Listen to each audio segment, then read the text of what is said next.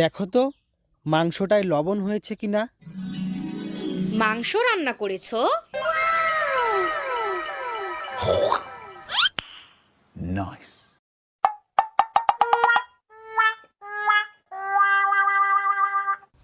বাহ, ভালোই তো টেস্টি খেতে। কিসের মাংস এটা? এটা এটা সাপের মাংস। আমি নিজের হাতে রান্না করেছি তোমার জন্য।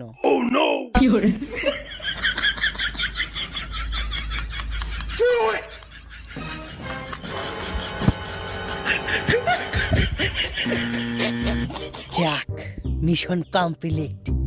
দিছি না তোরে সাপের মাংস খাওয়াইয়ে, এখন তুই পিঠে সারা পাগল হয়ে দাপাই বেড়া। সাপের ঝোল।